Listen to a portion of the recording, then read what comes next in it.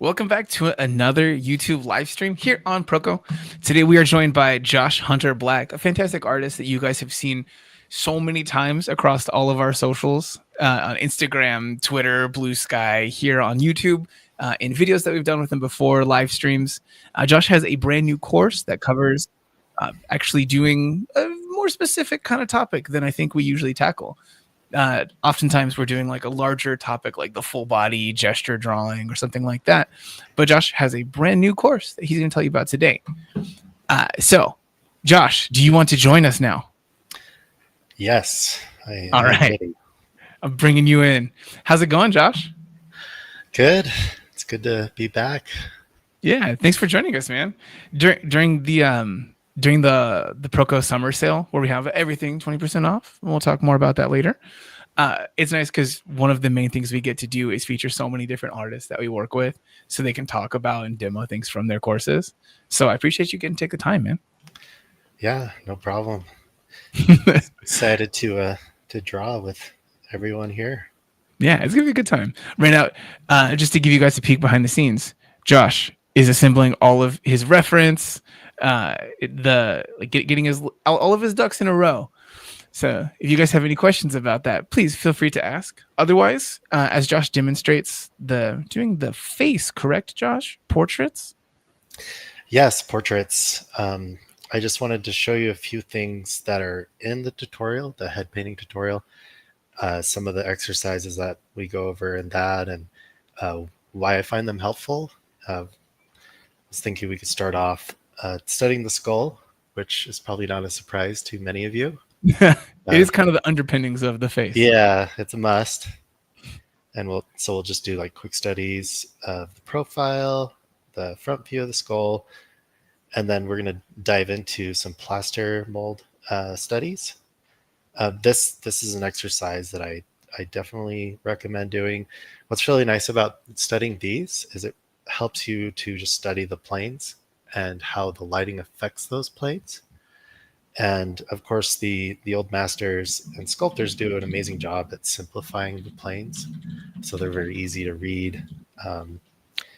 And I find that's a great way to study the facial features, especially individually. And after we do a few of those, we're going to dive into sets of eyes, which of course brings a whole new set of problems. You have to worry about the perspective, the alignment, and getting that right. It can definitely be a headache. So again, I think starting with these molds is really helpful for learning that process. And then towards the end, we'll do some color studies from these reference images. So yeah, that's what I got in store for you guys. Okay, sounds good to me. I like it. Get through all of it. If you guys have any sort of questions during the live stream, please put those in the chat. Try to ask the questions that the people who watch this later, when it's just on replay, the questions they'll want to ask. You'll be doing them a favor. If you guys are curious during this whole live stream, you like anything that Josh is demonstrating, you want to like get a lot deeper in on this one, remember Josh's course is on sale right now for 20% off during the Proko summer sale. So Josh, take it away. All right. Again, probably not a surprise to any of you who have watched my streams before. You got to start with warming up. So I'm going to do a few warm-up exercises. My hope is if you're watching this, maybe you have your sketch pad or you're drawing digitally as well. And we can kind of draw together. And we can almost treat this more as like a study session. So if that's the case, we'll start off with some warm-ups. And these are a series of warm-ups that I like to do. Mm-hmm. Again, starting with circles, big, medium, small. And then kind of flowing those together just to help warm up the wrist. And so many people do warm-ups, but they'll have like a small set of them they do. I think that oftentimes they'll do that on some separate canvas. You tend to kind of like leave your warm-ups just on the page sometimes. up in some corner where you do them, as well as like some of the gesture indication marks that you leave around when you draw like a full figure or are kind of establishing the plane of something. Why do you like those marks so much? So it's something I'm always doing to stay warm and practicing drawing circles, ellipses, and the basic fundamental shapes that pretty much everything we draw is built out of. Mhm. Um, and so it serves as a reminder of those kind of fundamental shapes, but it also, to be honest, it also communicates to the people looking at the artwork that these are studies I and got you. not finalized artwork. Yeah. Um, like with my Instagram, I don't post a ton of the concept art, mostly because that's what I do for my full time job, and I can't do that.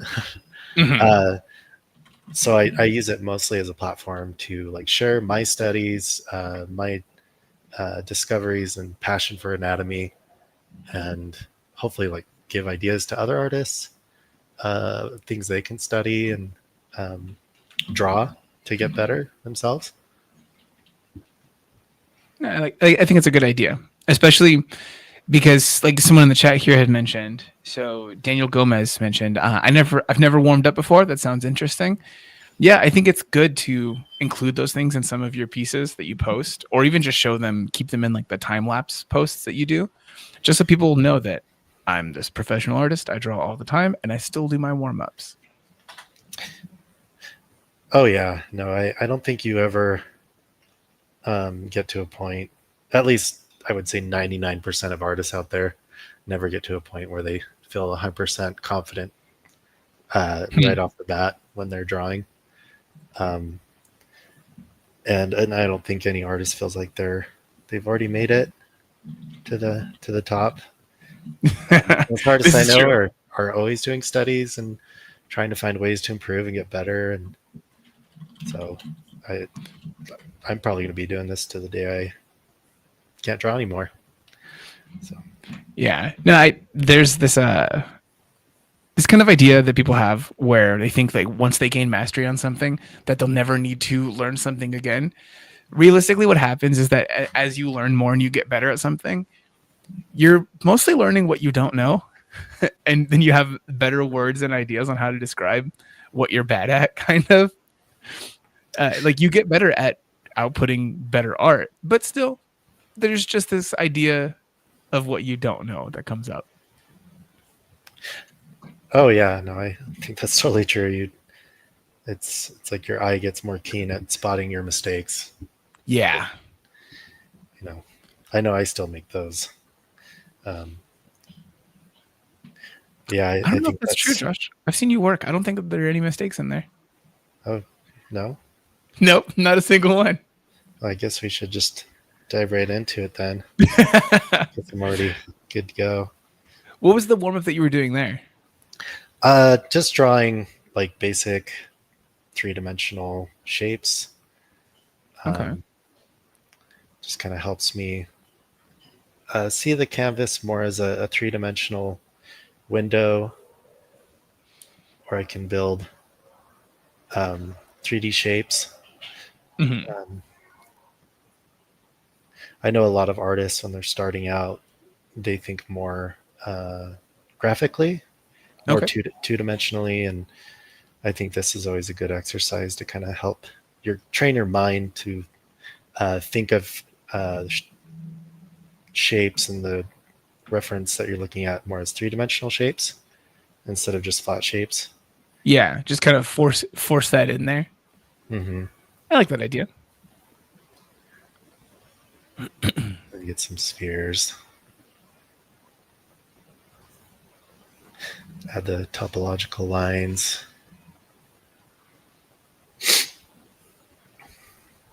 The basics. Hmm. So yeah, I'll do that. And then just a bunch of kind of directional arrows to help me think more of flow and rhythm.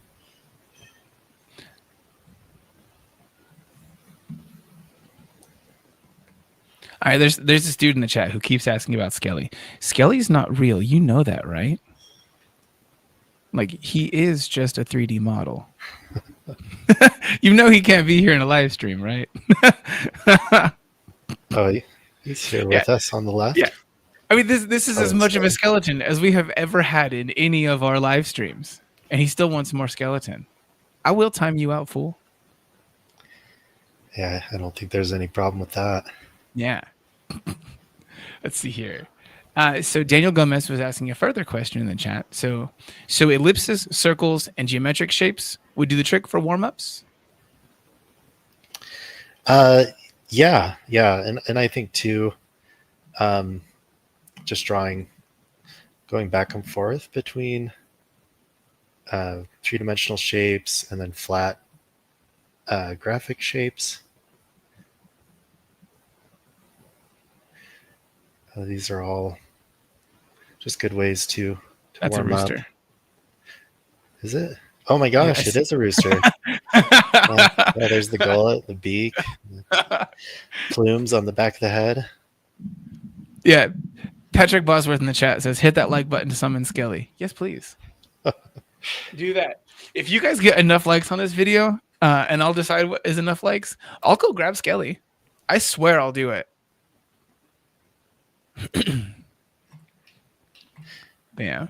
So this is something that is a part of each session that you sit down to draw or paint. Yeah. For me, it's a must.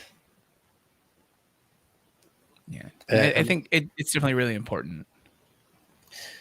Yeah, and one thing that's nice about doing those ellipses and spheres, it's a good way to practice drawing with your shoulder, which is what most traditional artists will do when they're holding their Conte or their charcoal or pencil. Most of the pros will use more of their shoulder than their wrist. And I try to do that too, even though I'm drawing with Photoshop digitally. Still try to draw for the most part with my shoulder. But I think we can go ahead and get started on this profile. Let's dig in. I think we're good to go. So with the profile, I like to start off with a light sphere, just to represent the mass, the basic mass of the cranium.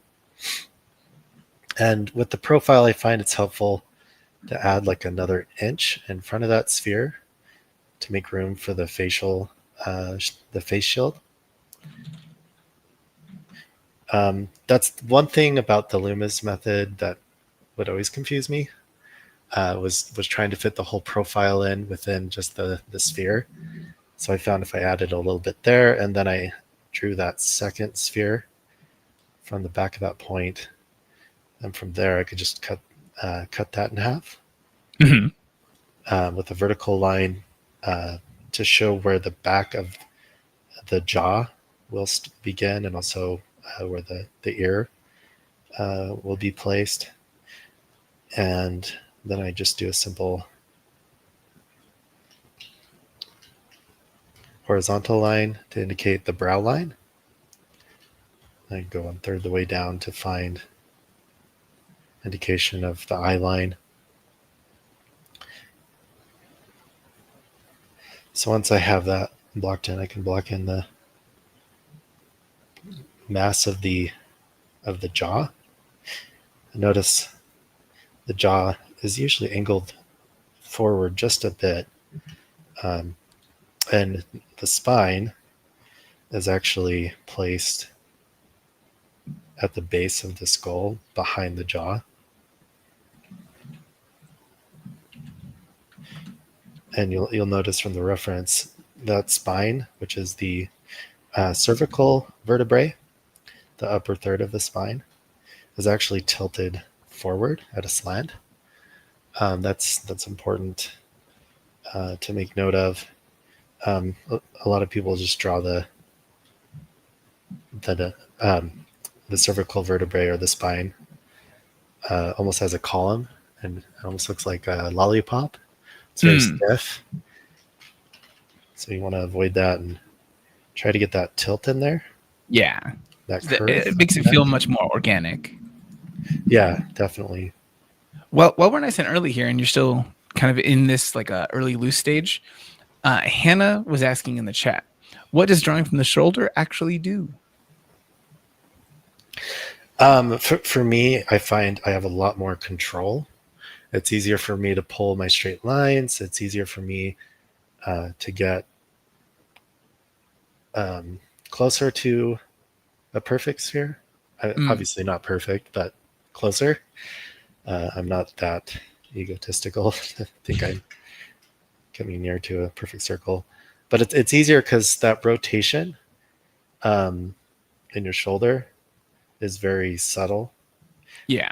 And it just naturally has that circular motion that lends to better circles. And same with ellipses. When you're One of the drawing, oh, go ahead. no, please feel free. I find like if I'm trying to do that with just my wrist, it's definitely more difficult. My line starts to get a bit more wobbly and insecure. And I'm probably still drawing with my shoulder because it's such a habit at this point. Mm-hmm. So even, and I think drawing with your shoulder too will help prevent you from doing like chicken scratch lines. Yeah. Because you're needing to be a little more bold and broad with your strokes. Yeah. So typically when someone is learning, mostly traditionally, digital is a little bit harder because the size of the canvas or the page is much smaller typically while working on a tablet. But if you're working traditionally, typically you want to use those big swooping marks drawing from your shoulder, like you said, to avoid repetitive stress injuries and stuff like that for any sort of carpal tunnel. But then also, if you're making a big mark and you're just using your wrist for it, you're going to limit the amount of actual smoothness to that line. You're trying to do that whole movement from just this one tiny little pivot point of your wrist, where you could just do it with your shoulder. It's much more comfortable. It demands less rotation of that one small area and just lends to something smoother. Yeah. For those of you that want to know, I'm using a Wacom Cintiq. And I actually just have it tilted on the corner of my desk, so it's at an angle. And that way, my shoulder does get tired if I'm constantly drawing without something to rest my hand on, at least a little bit. So for those of you who are trying drawing with your shoulder for the first time, you'll probably discover very quickly your shoulder gets tired. But if you angle your surface, even if it's your sketch pad, which I think is better for your eyes too, because when you look down at a surface that's angled, like at a 45-degree angle on like the corner of a desk or a chair, you're kind of looking at things more straight on when you tilt your head down. Anyway, that's just a little thing. This is definitely true. Yeah, and you end up with the kind of a reverse curvature of the cervical spine. Yes. You just have this like 90-degree downward angle. There's nothing wrong with that. You don't want to just end up like wrecking your body for no reason, you know? Yeah, we have better reasons to wreck our body for. This is true. Yeah. For basketball. Or lifting a lot of weight for no good reason other than to injure ourselves. Yeah.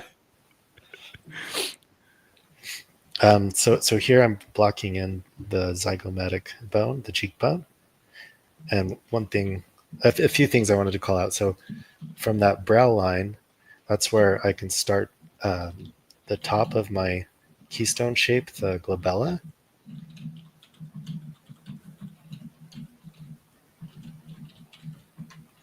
And that recedes back in space towards the back of the head, towards the jaw. And that's definitely something that's more consistent with the average person. Not always the case. There's some people where that receding plane will almost be flat. But what's nice about indicating that the gesture of the keystone shape is from there. You can kind of pull out the gesture of the rest of the eye socket. And you can also pull out the nasal bone to start constructing the nose. So this top part is the nasal bone. And when you're drawing an actual nose, the lateral cartilage grows out of the nasal bone and meets up with the ball of the nose. Do you think, as a person who does use so much anatomy to inform your portraiture and other paintings and drawings, do you think that it's important for someone to know every single placement of every single part of the body and to know all the names of it? Or do you think having general landmark ideas is okay too? It really, for me personally, my preference is yes. I think it's very helpful. It gives you more options. If you want to simplify things, you know what you're simplifying. Like if you're drawing more stylized, cartoony characters. So again, you know what you're streamlining. And then if you want to do more realistic characters, you kind of have that information in your head. And you know like what planes you need to indicate to make it feel more natural and closer to realism. So I think it's very helpful. I wouldn't say you have to know like all the names, but even if you make up your own names for the different anatomical parts, that's fine. Yeah. It's just having like a verbal way to conjure up that shape in your head when you're drawing. That's the important thing. That association, because it's just like a little reminder check mark in your head where like, oh yeah, that's right, I need to indicate this plane which represents the glabella or the keystone shape or whatever you call it. Yeah, no, I like this idea. The only time when you would really need to have the actual specific technical names is if you're trying to reference those things to somebody else. But if you just call something like the nose triangle or the eye doobly doo, it's fine. That's how words work. All of it is a construct, you know? Yeah. Oh, it's not it's the thoughts behind the words that matter. Absolutely. Even though some snobby people might make fun of you if you don't pronounce things correctly or know the actual scientific name. Yeah, we would never be that channel. Someone else out there, even though we have a playlist on our channel that is 121 episodes on anatomy. We'll never be the people to judge you on how you pronounce a word or know a name. That's right. Yeah, I think it's okay to have just some loose ideas. So here I'm blocking out the denture sphere, and it's just I do a light sphere to indicate the roundness of the mouth. And this upper area of the jaws, the superior maxilla, or no, not, oh my gosh, what is it? See, I'm already forgetting the names right after we talked. I wasn't gonna call it out. I think let's see, what is it? All right, never mind. We'll just say it's the the upper jaw. Yes, there we go. The important thing to remember is that the overall shape is round, and this is where you're going to build your teeth out of. And I'm just going to do a light line for where the teeth meet. And then I'm going to go ahead and just block in quickly the jaw. Josh, for anyone who out there who might have the question that has shockingly gone unasked so far, what is this brush you're using? Where do I get it? Do you have an answer? Yes, this is the soft sketch brush that comes with my tutorials. I think this comes with the anatomy kit, survival kit. Mm-hmm. And I just love this brush for sketching. I just love how it feels. Kind of has like a buttery smooth feel to it, and one edge is soft, the other edge is hard. So it's easy to like shrink the size of it and get really crisp, sharp lines. And then you can increase the size and easily get kind of those soft uh, strokes that are more similar to like if you were to turn your charcoal onto its side and get those big, almost like value strokes. Hmm. Um, for doing value washes or whatever, you can easily do that with this brush. So to me, it just feels very versatile and more intuitive, more like I'm drawing traditionally. Oh my gosh, Yeah. where did I Yeah. draw that? Oh, suck. Is it on a different layer? Yeah, he's got a sphere growing out of his head. That's okay. That's fine. Nothing wrong with that. That happens in life. It does. Now, in case you guys do want this brush, or to see any of the other things that have been talked about before about Josh's style of approaching anatomy or anything like that, we do have a course with Josh on that very topic that you can find over at proko.com/Josh Black at the link in the description, or even in a roundabout way with one of those links above that you see in the chat. Everything on Proko right now is 20% off during our summer sale until July 6th, I believe. So you guys should head on over there and pick some stuff up. It's the most intense sale that we have at any point in the year. So if you've ever been thinking about picking something up, this is the time. And we do have installment plan options. If you find yourself a little more hard up on buying any sort of courses or anything, you can do it a little bit at a time. It'll just depend on your region. So head on over there and learn some art. Another thing just a few other things I want to point out with this skull study of the profile. This is something I struggled with, was the crown of the head. So I noticed that almost the peak of the crown of the top of the skull matches up with that vertical division line that we threw in there. And the back part of the crown you can just simplify in a straight line. And same with the front, just a kind of slightly curved straight there. And the front will be 2/3 and the back will be 1/3, more or less. So that's a good way to simplify the understanding of the crown of the head.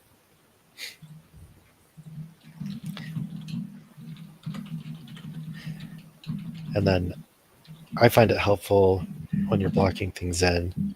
So initially I'll use more like round shapes, but then when I'm kind of doing the secondary lines, I'll use more graphic straights just to help me get the angles right on everything. Because you can always round off those squared corners from the straight lines you're placing. But I think it's a lot easier to use those straights to get those secondary lines in. And then here we have the temporal line right behind the eye socket. And this is a landmark you'll definitely see with a model, flesh and blood model. Usually I see a bit of that indent here, a bit of an edge on the forehead, on the side of the forehead. With a lot of stylized characters, they'll have that temporal line flow up and then back just to create more dimension in the area of the skull. And then the edge will kind of flow back into the back of the skull. There are a couple questions here. Do you want to take any of those, Josh? Yeah, of course. All right. A person that I think you've answered a question from before, because their name does stick out beautifully. This is Prescott Lepenga Muscleman. They asked, how should one schedule a study session if they want to be able to draw different things like how Josh does? How should one's study be? So this is more like a time management question, like figuring out. I think so. Yeah. Let's say what is your normal sort of practice routine, whether that's for warm-ups or specific study? So for me, it could be considered maybe a little intense. I I prefer waking up really early in the morning, like around 4:30 or 5, Goodness. to do my own personal studies. And I have a list of different studies that I do. I try to do like a page of anatomy studies, a page of master copies, whether that's contemporary artists or classical artists, a page of imagination sketches, one painting, and I try to fit as much of that list uh, into my mornings as I can before Mhm. my kids wake up, and then it's That's true. You have you have specific concerns in that one, having kids and everything. yeah, no, it's amazing. Um, like I remember when I didn't have kids, how I just felt so squeezed for time. I'm like, I'm never gonna have time to do what I want. And then you have kids. You're just like, what a fool I I had was. so much I time. had so much time. Uh, so if you don't have those obligations, then I, I mean, the evenings, the mornings, whenever you can squeeze in extra time, uh, and it depends where you're at in your career, or your academic studies. If you're Mhm. just getting started, I think really dedicating a lot of time is definitely worth it. Um, if you have a passion for it, I don't think it's going to be too difficult to find the time to draw. And I think I've said this in almost every video I've done, but so much of getting better is really just in the pencil mileage, um, That's fair. the amount of time you're drawing. Um, my dad, uh, one of his friends who's a prestigious artist, um, a really amazing painter. I'm forgetting his last name, not coming to me right now. It's Uh, okay. but he asked him like what he would recommend. My dad was asking because me and my twin brother, we were little kids, and he's like, "Oh, what can they do to get better?" And you just like, give them reams and reams of paper, and Mm. just tell them to draw as much as they can and fill out all those pages. So much of it really is just the pencil mileage, and I would suggest if you're having a hard time knowing what to study. I mean, the nice thing if you're following tutorials or classes, it kind of guides you with knowing what to draw. Yeah. But if you don't have something like that right off the bat, then just pick something you're interested in, draw it, and that's a good way to just get that pencil mileage in. Yeah, absolutely. And it'll be different by like depending on the individual person. For some people, it might take such and such amount of time. For somebody else who feels like they're putting in just as hard of a practice as somebody else, they might feel a little bit less improvement over the same amount of time. They might need a little bit more. And that's not a problem. The people who get better the fastest don't always have the same maximum top level of skill they will reach in their life. Just because they get better quicker than somebody else doesn't mean that they will be better as an ultimate artist. And I think that's always pretty important to point out. So, Josh, you were describing when you get up. How long would you say that a study session is for you, though? Typically, I get like 3 hours Okay. in, or 3.5 hours. And yeah, if I can, like during lunch break, I'll get a little bit more. Hmm. Um, again, kind of going through that list. Yeah. I think, and again, because of what your situation is, I think that you also get to differently than some other people who are just learning. Your day is also spent making art, you know? So there is, by the very nature of what you do for your job, some time spent practicing as well. So it's a little more complicated for you to say what you do and prescribe that exact same practice regimen for somebody else. But just Oh take, yeah, yeah, that's something to take into account. Like all the professionals that you're going to be competing with, they're drawing like all day, Hmm. like you said, for their job. Plus, probably doing things on the side and doing their own studies. And that's what you're competing with. You're competing with those professionals, and there's a lot of really good artists out there. So if you really, want to make it, and you're not like a prodigy, which most of us aren't, Yeah. like, got to put in that time. So Yeah. Absolutely.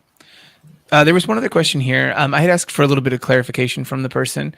This was HTA in the chat was asking about the amount of response that people will get from instructors, possibly on the Proko website.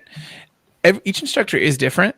By and large, if you're reaching out directly to an instructor, that's not necessarily the most immediate place you get a response. Oftentimes, instructors will have assignments that they will give you, and the main place where you will get feedback from those instructors will be where you submit your work, because they do want to engage with you most within the confines of the assignments they have given. That gives them the most ability to be able to treat and answer you with guidelines in place, which is important for a person who's teaching you on a set schedule. If you're just reaching out to other people, like say like myself or Patrick, who's in the chat here, Patrick Bosworth, who does respond a lot on Proko and give community critiques and things like that, you might get some more responses. It really depends. Okay, so HC actually did respond here. I sent my work to Stan Prokopenko. No, Stan's probably not going to reply to a DM. yeah, most of his interactions are going to be in critiques in the chat there. As for the other person, I don't necessarily know immediately who that person is, but yeah, it will depend on the individual instructor and how they want to engage with you. Like some students, if you're taking a class in person, or some teachers rather, if you're taking a class in person, they'll even give you like their email address or some other form of contact information. Other teachers are just going to want to engage with you in that classroom, and that's just a teacher's preference. But the community out there is pretty good about giving community feedback and critiques or helping you answer some questions if you do have any questions. Like, am I making this cervical spine in the way that Josh Hunter Black had done in this video over here? You can post that stuff in community threads and get feedback from either our critiquers, who just give feedback in the chat, well, not in the chat, in that community there, or get some one-on-one feedback from someone who has made it clear they want to speak to you in that kind of way. It'll just depend. So, Josh, do you feel that you have done the warm-ups that you need to so we can dig in on the eye now? Yeah, for sure. Sorry, this has been a bit longer on the skull. Oh, no, you're okay. Like you said, it informs the structure that you build on top of it. Yeah, you're understanding the frame, what frames the eyes, and what bone structures will actually stand out on a flesh and blood model, the subcutaneous landmarks. Just a couple things I wanted to point out real quick. One thing I always struggled with was like the placement of the front of the neck. And a nice little trick is if you follow kind of the angle of the back of the eye socket down at a slant, it'll kind of guide you to where more or less where the front of the neck will be. And always be sure to indicate this bottom plane that's underneath the jawline. Mm-hmm. Another like common beginner mistake is you just draw the jawline and then no plane underneath it. There's definitely a plane underneath there that will add more dimension to your profiles. Mm-hmm. So especially even with someone who's like rail thin, there's still going to be an added amount of just connective tissue that will be there. Yeah. And then I also just want to point out, this is a mastoid process. It's like right behind the ear. You can see the little audio input to the brain right there, that little hole. So the ear would just be blocked out in that hind lower quarter of the skull. And right behind it is that bony landmark of the mastoid process. Can you give a little circle around there? On the mastoid process? Yeah. Right there. Wonderful. Thank you. So there, that little nub right there. That's the mastoid process. And yeah, that's where you're going to latch on the sternocleidomastoids, the neck muscles. It flows down to the pit of the neck. Just going to go ahead and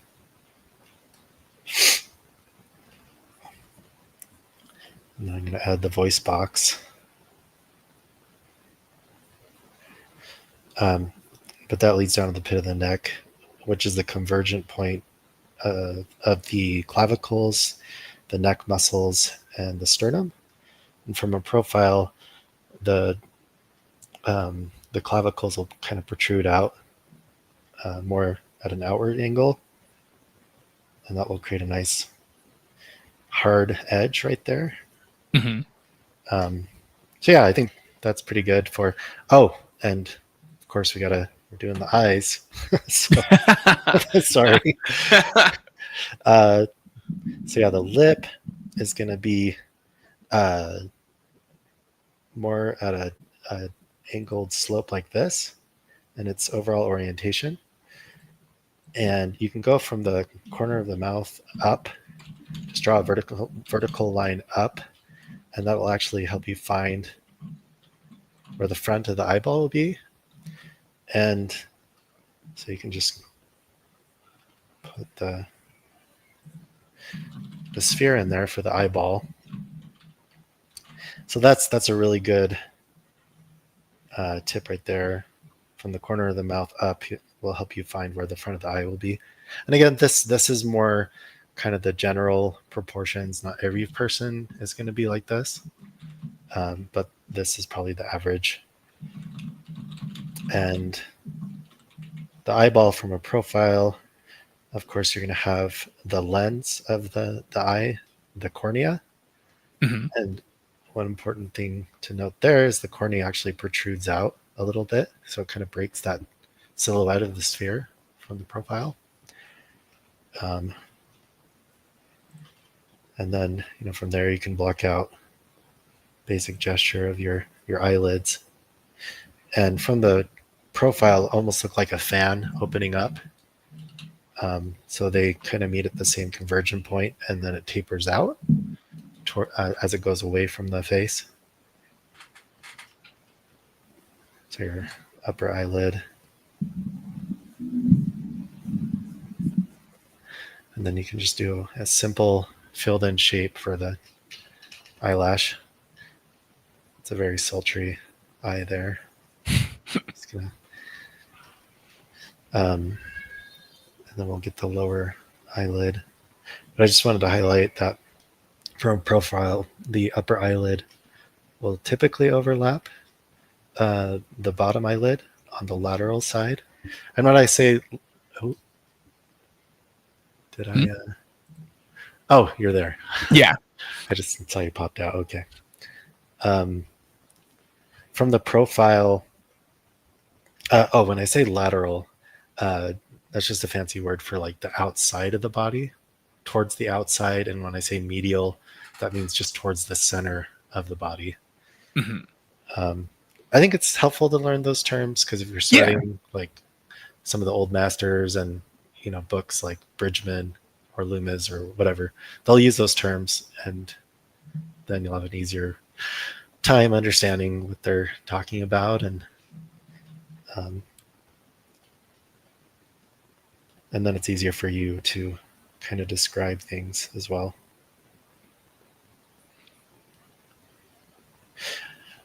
Okay. And this this area here of the cheekbone will usually stand out. You'll have your lower eyelid, and then typically you'll have this edge that'll show up subcutaneously just below that. Mm-hmm. And that is the cheekbone right there, kind of swooping in. So that's why it's important to understand the underlying bone structure, is because then when you see those hard edges on the surface, you're like, oh, that's the bone, and I need to indicate that. And it'll also usually indicate where like highlights will be. Typically those harder edges will catch a little bit more light.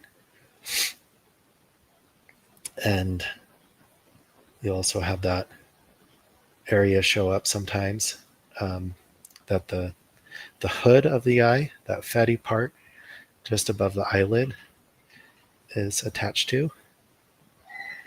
Um, and then drawing the profile, studying the skull, you can see just how much space there is in between the bridge of the nose and where the eyeball begins. So that's why I recommend studying the profile and the front view of the skull, and also just any angle of the skull really does help you understand the proportions and the landmarks better. Hmm.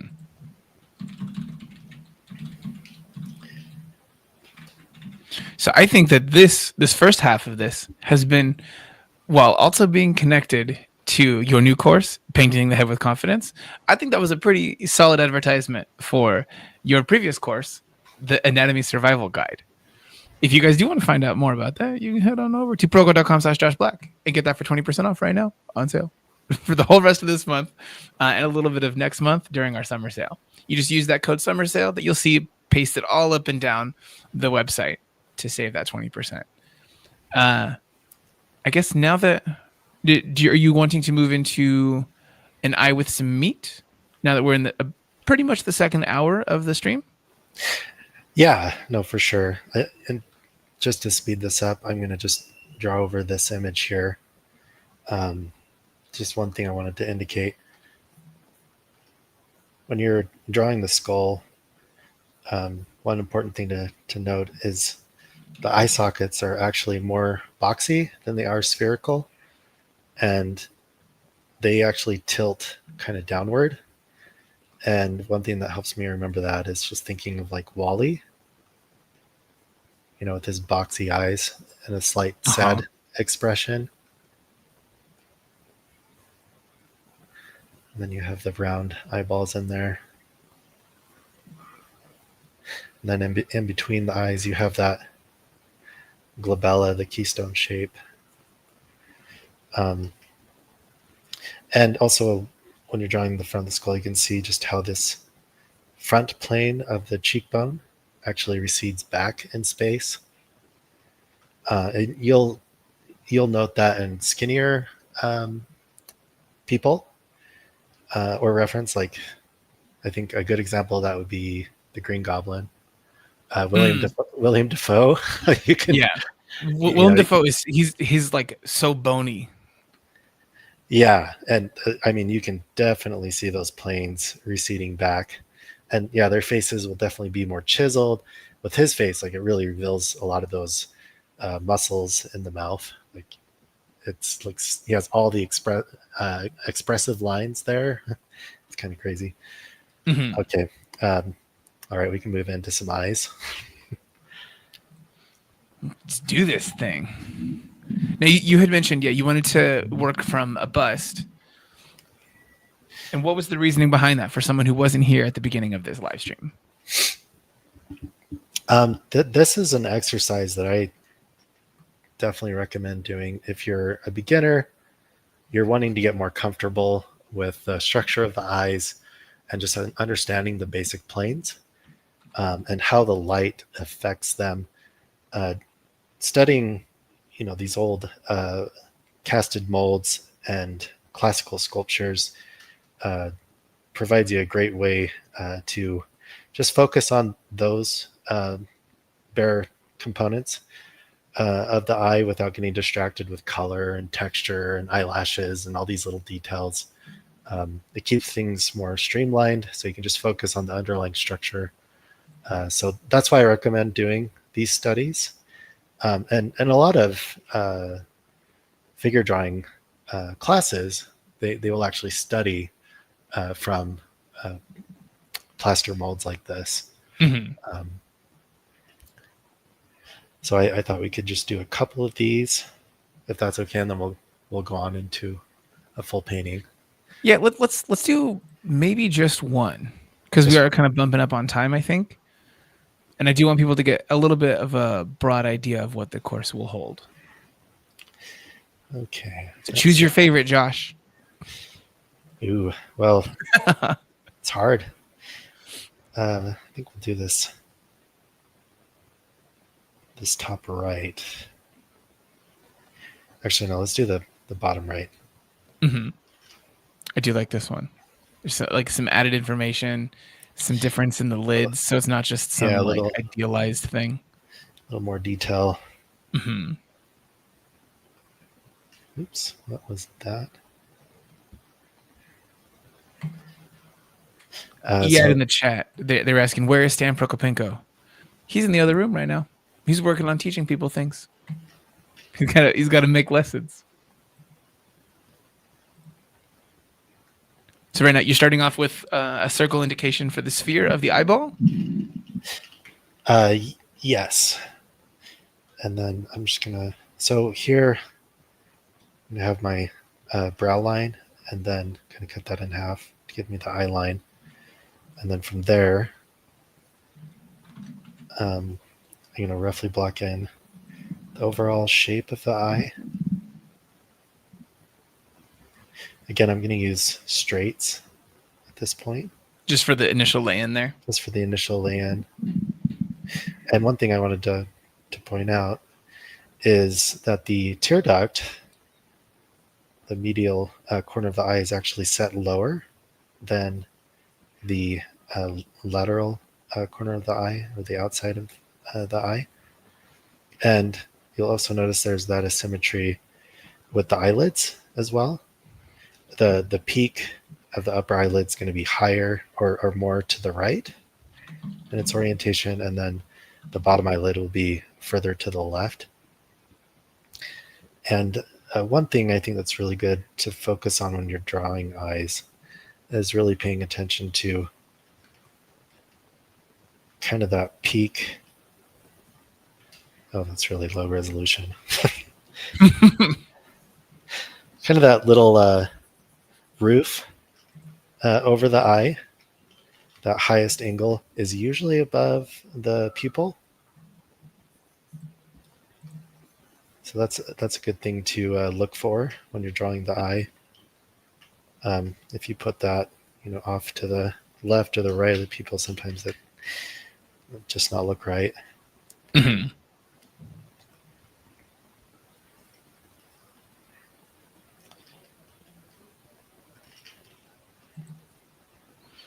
So someone in the chat was asking where Stan was. So Stan's office is actually immediately behind my office here, and I can hear him speaking very loudly in Russian on the phone. Probably talking to some one of the people that we work with for the web development. I know that doesn't tell you that he is alive. I could be 100% making that up.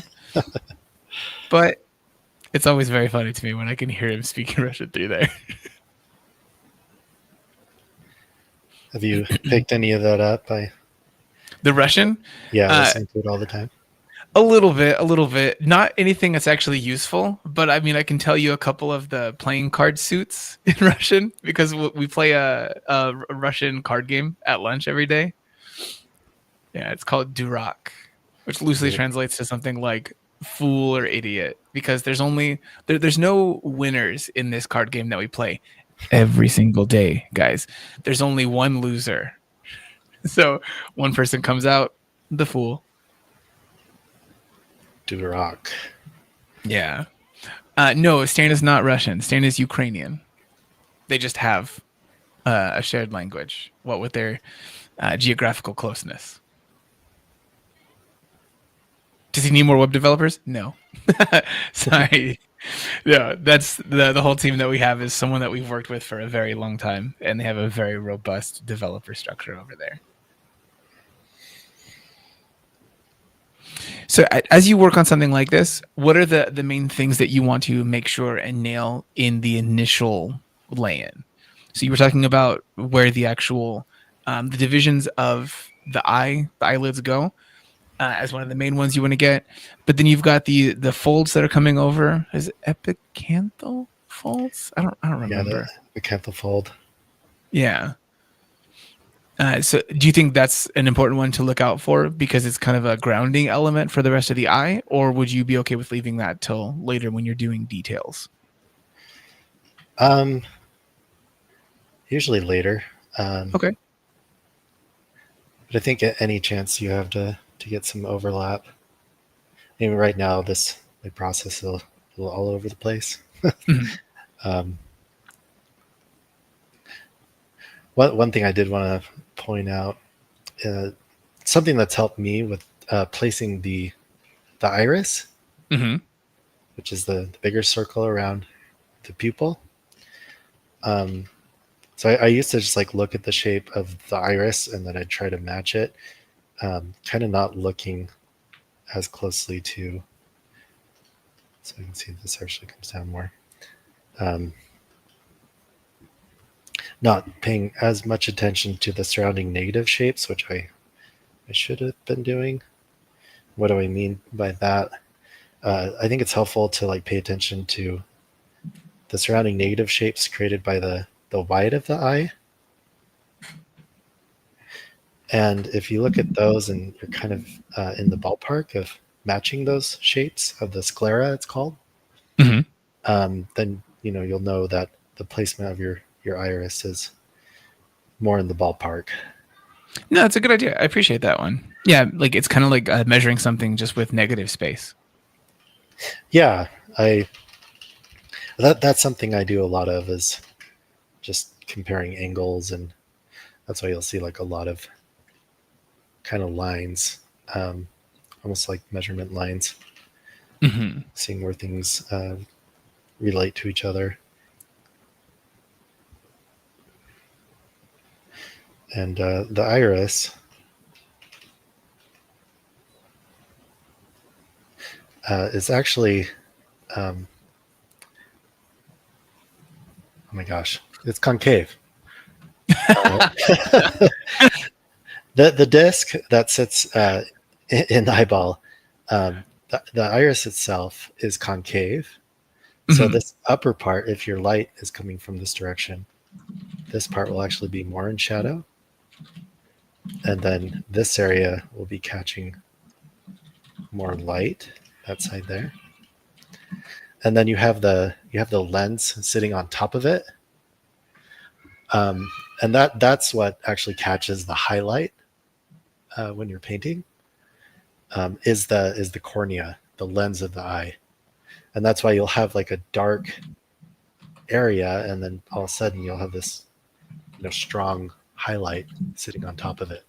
It's because that lens is bulging out, even though the iris is concave. Hopefully that makes sense. It does. It does. Yeah, I think it. There's this idea when people think about different parts of the body and how to communicate them, where the idea of actually knowing how they work rather than just drawing what you see, it really helps inform something so that you can communicate actual realism rather than just communicating something as like a symbol. You know, there's the idea of how the eye works is how it's constructed, how it reflects light, the actual shape of it. Those things are actually there in something like eyes in anime or manga, but people end up drawing them as just this like cartoon game of telephone where they're just recreating some of the marks that some artist before them made rather than considering why that person made those and how that actually is being referenced with those symbols in that style.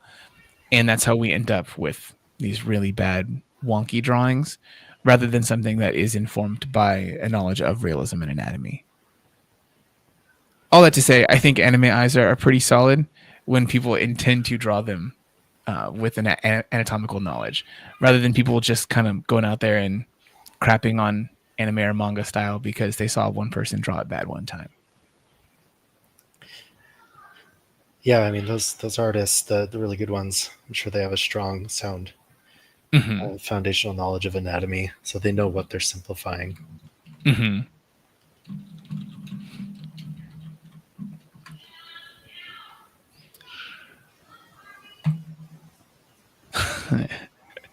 Can you hear my kids and we can just a little bit, just a but little that's bit? yeah. I was laughing more at the chat here, where so Matthew in here was saying he said this is my first time here and I'm blown away. He's correcting himself in real time, saying you should look at it also as a whole. Yes, they were enjoying your instruction a whole lot. And then he followed up with another comment. He said, "And remember, there's so many ways to skin a cat. He could have started with a huge circle box sitting down." He mentioned basically saying there were a bunch of ways to tackle this thing, but when they used the turn of phrase of skin a cat, someone else in the chat was like, "Skin a cat." Yeah, turns of phrase. They're wild, and we just take them for granted that it's just a totally normal thing to say. I mean, I grew up on a farm. Oh, so you guys So skinned cats? I'm just kidding. No, I didn't. My mom did. Maybe she knows what that means. For people who weren't here earlier, I was actually asking Josh about the indications, whether that's some planar indication, a measurement mark, or other sort of markings that he makes to illustrate the thought process that he has while working on a drawing like this, why those exist and why you like them. And you had talked about how it's kind of a part of what separates a drawing like this that's more practice or demonstrative, as opposed to a piece that is made to be a final drawing. These markings won't be in your final work regularly, right? Yeah, for sure. I mean, if I'm doing a final design, all of this underlying construction will definitely either be painted out or I'll just omit it entirely, even when I'm doing the initial sketch. Honestly, it's so much different when you're not drawing in front of thousands of or hundreds of people. I don't know how many people are watching, but it's, you know, your process. I'm more trying to inform you like kind of the planes and shapes that I'm seeing as I'm doing this drawing, and kind of how I'm comparing angles as I'm doing this. Mm-hmm. What I'm looking for. Yeah, it'll be different. And like you said, even the speed at which you're making a piece while demonstrating and teaching is so wildly different. You're having to slow down and describe something as opposed to just plowing through and doing the work. So you end up making more of those marks that are like, this is the area I'm talking about with a little area, or otherwise demonstrating some sort of measurement thing that might actually be more within your mind, as opposed to something you actually put onto the page, you know? Oh yeah, for sure. Yeah, when you're not doing multiple things at once, that kind of intuition that you've just built up over the years kind of flows more freely. It's not inhibited by other thoughts, terrifying thoughts that might be flowing through your head. One of the things that made our perspective course with Marshall Vandriff a fantastic perspective teacher and a skilled perspective utilizing artist, that one thing that made it take so long for him to put that course together was the idea that while you're teaching, especially in a setting that is recorded, you have to basically address all of the possible questions that arise from something. And hopefully you leave nothing out so people don't think that this course or this conversation on how you do something was worthless. And so it took him a very long time to do something, especially as precision and mathematical as perspective. Asriel in the chat was asking, what's the best way to memorize stuff like this? It's a lot to remember. So what's the best way to commit all this to memory? Do you guys just draw the same thing over and over until it sticks?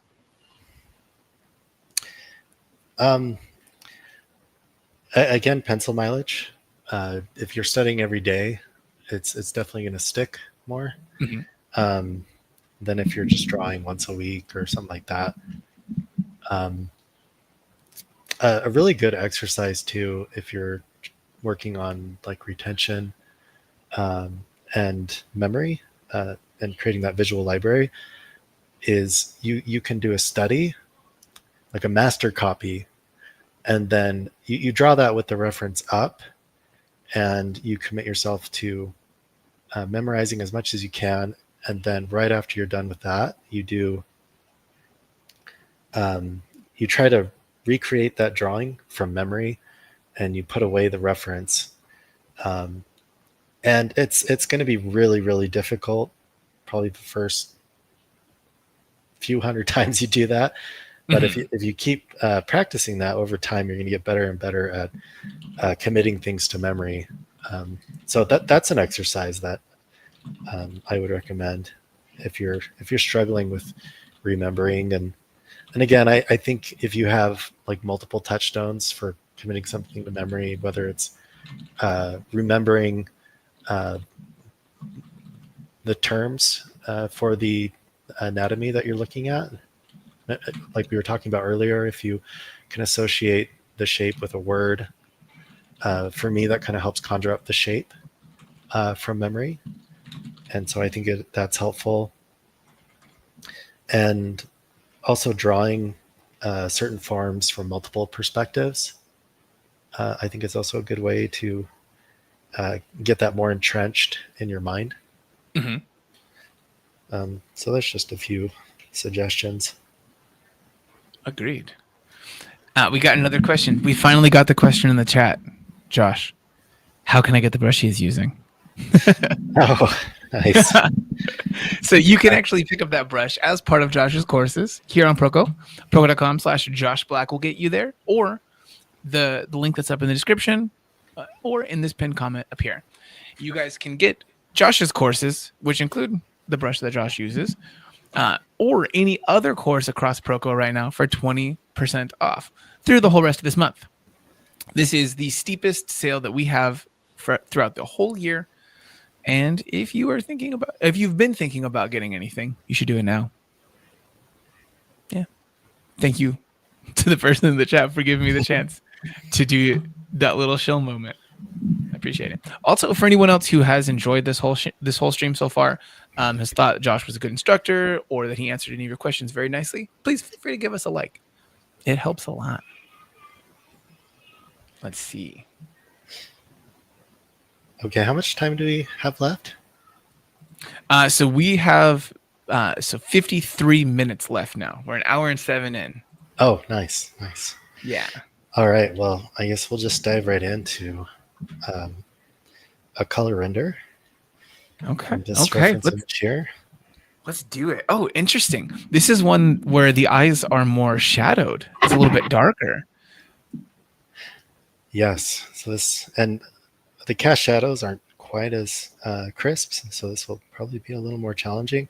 Probably force us to um, design those a little more and abstract them a bit more. Mm-hmm. Okay, I Um, like this. Are you going to be more true to this reference, or are you going to do some departure from that and add any sort of like I have more highlights and midtones in there rather than so much in shadow? Probably abstract it just a little bit, Okay. but definitely not going for a one-for-one likeness. Don't want to put that kind of pressure on myself. Mm-hmm. That's um, fair. since we have 50 minutes.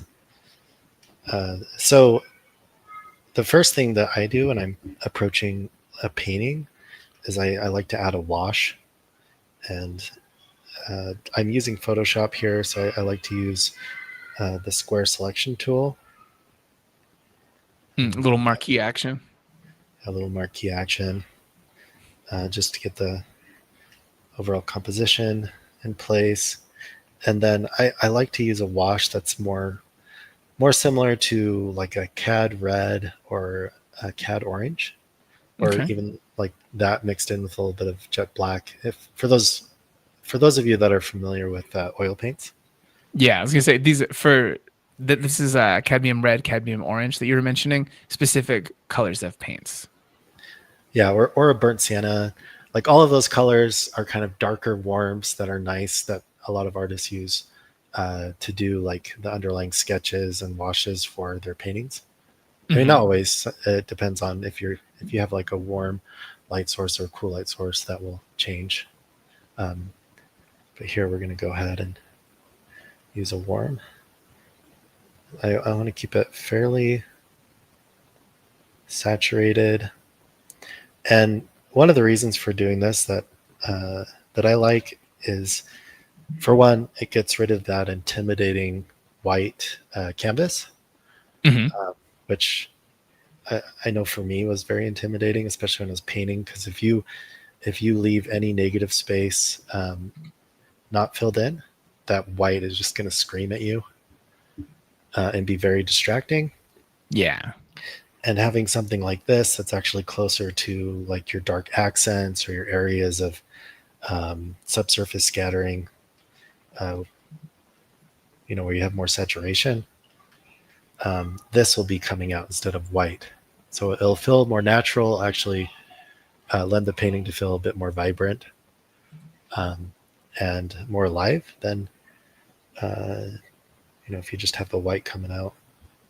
Hmm. These are the good tips, guys. For those of you guys who aren't necessarily the most experienced digital painters, that might be something that you guys haven't done too often. You probably started with a white canvas pretty regularly. Yeah, so I'm going to share my layers here. So I have the wash on one layer, and I'll label that. This is another pro tip. It's Labeling really, your layers. yes. This is something Yeah. that took me years to finally discipline myself to do. It definitely saves you a lot of heartache if you learn to organize your layers early on. Um, Yeah. and this next layer that's on top of the wash is going to be our line work. So I'll just label So that line. do you use predominantly the little icon in the bottom of the layers panel to make your layers? Of the plus, Yeah. yes, yes, I Okay. do. I always do shift control in, so it makes you name it right at the start. Oh my gosh, Yeah, and so I get the well, name I in did not there know that right. hotkey. Yeah, it's the best. So you name it right as you create the layer, and so it makes me have to adhere to the layers as I put them in. See, I just learned something new. I didn't know that. That's really helpful. The Photoshop learning that I got recently was from Marco Bucci, and he was showing that he while constructing something, he'll draw out a thing with the marquee tool, just use a little box, and then he'll use that as his unit of measurement to check something. And that blew my mind, Josh. I had never even considered. I mean, you just blew my mind with that hotkey tip. Shift control in. It's like, oh my gosh. For those of you guys in the chat here, what software do you guys use while making digital art? Is it something that you guys use Photoshop for, Krita, Clip Studio Paint, Paint Tool Sai, Procreate? Share. Tell me. I want to know.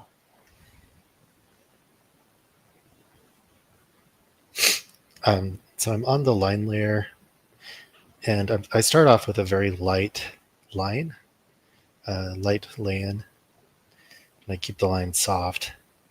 That way I can draw on top of it with darker, crisper lines, and that will really pop and come forward and subdue the softer line. So right now I'm blocking in that keystone shape, the glabella, that sits in between the eyebrows right here. It's a keystone shape. And typically it recedes more in space, but with this guy, not so much. Kind of has more of that like Roman nose, where it just like comes like straight down Mm-hmm. from the eyebrows. By indicating that, it makes it easier for me to then pull out the gesture of my eyebrows. So I'll lightly indicate those.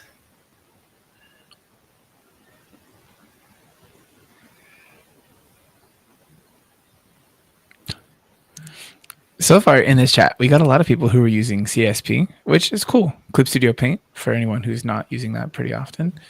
A couple Krita, one Rebel person, which way to go, respect. Procreate, and a recurring theme of CSP plus Procreate, which that's fair. I get it. And then one person in there said Photoshop. It's my toxic relationship. Yeah, I fully understand. We use the Adobe Suite here because we do so much video editing, graphics, audio, and everything. So having everything kind of play nicely together and be interconnected is something that we're kind of accustomed to. So we keep using Photoshop products or Adobe products, but it's something that we have definitely started to angle away from here and there because having some sort of subscription to just be able to use software is kind of trash. You should be able to just pay for an individual version. And then there was another person in here who did say also ballpoint pen and printer paper. That's not software, but I agree. Great tools. You can get a lot Oh out of yeah, just a ballpoint pen. yeah. I love drawing with ballpoint pen. Mm-hmm. It's so cheap. It's actually to me the most similar to using a stylus. That's Just fair. like the drag of a ballpoint pen feels like the drag of the nib on the Mm-hmm. surface of your Cintiq. So the skill is very transferable, I would say. Yeah, I would agree. Yeah, because there's not like it's not like you go from using a brush pen to then picking up a stylus, and there's no give, no like pulled line effect. Yeah. So here I'm. One thing I definitely like to establish early on is this kind of gestural connecting line that connects that meeting point of the upper eyelid with the hood of the eye, which is that meaty part above the upper eyelid. And you see how there's that line, that crease. So I do this curved line to kind of connect those into each other to make sure that I'm getting the symmetry and the flow. Um, Again, in the ballpark, everything at this point is still very placeholdery. So, Mm-hmm. and so that will be kind of more of a curved line, and then I do kind of a soft straight line to connect the lowest point of the top of the lower eyelids. I know that was a mouthful. A lot of directions. It's like when you pull over and some stranger's giving you directions. And no You're gonna idea. go down the road, take a left at the 7-Eleven. It's like 20 different directional changes. You're just like, oh Yeah. yeah, I know what you're talking about.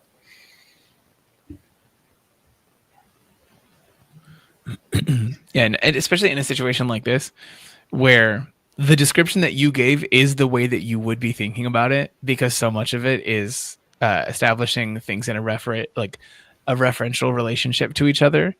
This is this much distance from this. It's hard to undo that mode of thought while you're having to actually describe it. Oh yeah, yeah. It's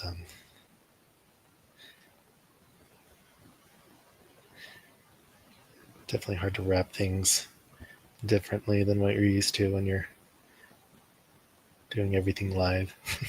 Mm-hmm. Yeah, again, I appreciate you taking the time to do the live stream with us during the summer sale. Oh, of course. I hope everyone that's joining in is drawing and painting along with us and doing a better job than I'm currently doing. There were a couple people who were mentioning that they were drawing or painting along with you, which is always nice. It's nice to have something on in the background, especially with a person like Josh, who has this like very smooth delivery while he's describing things to you guys. I'm sure it's very soothing. Yeah, I'm kind of going for the Bob Ross soothing effect, but I'm sure it's not hitting the mark. Probably just putting people to sleep. No. No, I can see here. You got 302 people currently watching. And unless they've fallen asleep, I mean, they're here pretty actively. This is EK01 in the chat saying, on a train drawing along. Wow. You're multitasking so hard. It's like doing a trip while also drawing and playing a stream in the background. You're a wild person. Thanks for spending that time with us. Azirol in the chat saying, I'm doing my hour of gesture drawing for the day. Awesome. Wormings saying, I'm storyboarding during the live stream because watching someone else draw makes it easier for me too somehow. Yeah, absolutely. One of the things, like, do you find yourself putting anything on in particular while you work, Josh? I definitely like listening to movie scores. Okay. Uh-huh. I like it because it doesn't have lyrics, so it's not engaging my brain too much, Mm-hmm. but it's soothing, and occasionally it makes everything I do feel more epic. That's fair. I'll listen to some Hans Zimmer, and I just feel like I created my magnum opus, and it's amazing. But it's really just the music. That's the danger of listening to epic music scores is. I think there's something to be said for what you're listening to during your work. It does kind of inform the tone that comes out of the other end of the pen. Oh yeah, if you're listening to heavy metal, some Metallica, it might have some erratic, violent lines. Yeah, recently a thing that I've been taking to playing in the background is if I'm working on something where I'm doing some sort of like video editing or something, not while I'm doing something that has me actually having to listen to the person speaking, but while laying in graphics and different stuff like that, I'll actually play some documentaries in the background where it's following people who are working in a digital work environment. And it's just kind of like having a little bit of that office noise in the background, which is nice. Because I'm just in this office in here while other people are in different spaces in the work area. So it's nice. I will say also, though, that I do end up putting on a lot of pretty heavy music while I'm working on stuff. Yeah. Yeah. It'll depend on the day, but It's appreciated by the fellow coworkers.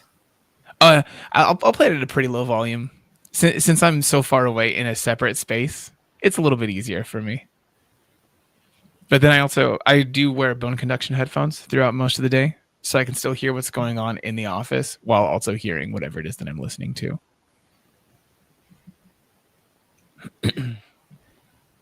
Let's see. Yeah, I love listening to music, but sometimes you have to really focus. You just have to turn everything off. Mm-hmm. For the people who are curious about maybe while we're having this conversation, what it is that Stan listens to, it is what Josh listens to. He listens to movie scores, a lot of Hans Zimmer.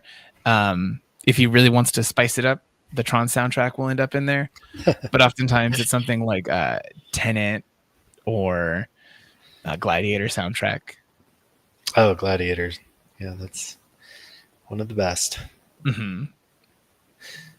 Or even get some James Horner in there and the Last of the Mohicans. Mm-hmm. Mm-hmm. Yeah, just makes you feel like you're on an epic journey. Yeah, absolutely. You're going places. Someone did mention video game soundtracks are nice to listen to. I do that also. I've been listening to the Death's Door soundtrack, which great game, great fun little score.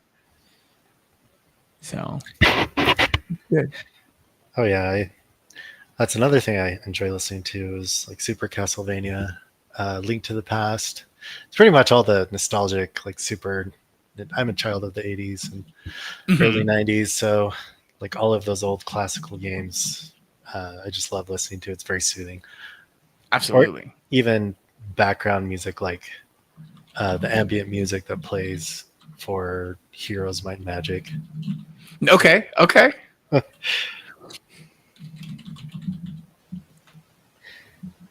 like that. Yeah. So people are having a whole conversation in here about music and everything.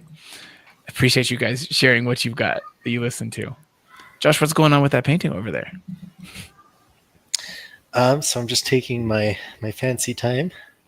blocking out the construction. Mhm. This is It's an definitely, important step. yeah, just getting all the angles. The most important thing I would say with the eyes, everything's important. I Mhm. mean, there's so many things to look out for, but probably the most important is just getting that horizontal alignment, so you can avoid the saggy eye syndrome. If you don't keep doing these connecting lines and you have a solid underlying construction drawing, a lot of times one eye will end up drooping, Mhm. and Which you'll have does happen in real people. Everyone go look at Bradley Cooper's eyes. It's Bradley wild how Cooper. much. Yeah, dude, have you ever clocked how much one of his eyes is lower than the other? No, It's a lot. And obviously, people still consider the man to be handsome, so it's not the worst thing in the world. But yeah, it can happen. You just don't want to do it unintentionally in a piece. You don't want to Bradley Cooper someone if they don't have that going on. yeah, and I would say even if you're doing a Bradley Cooper, try to get the symmetry first, and then you could modify it. That's fair. That's fair. Add the asymmetrical flair. Um, yeah, at least that's what I try to do. Yeah. I find if I'm thinking like, oh, this has some asymmetry to it, I'm gonna exaggerate that. Then I always go too far. Yeah, and I don't think there's anything wrong with when you're making a portrait of somebody to go for the idea of making your portrait be how people see the person versus being technically real or technically accurate to the reference. There's some things that you still want to get right, like still have the suggestion of like crow's feet or something like that, something that is just an overall characteristic. But if you're trying to idealize somebody for a portrait, go for it. Like give even Bradley Cooper entirely symmetrical eyes. That's totally okay.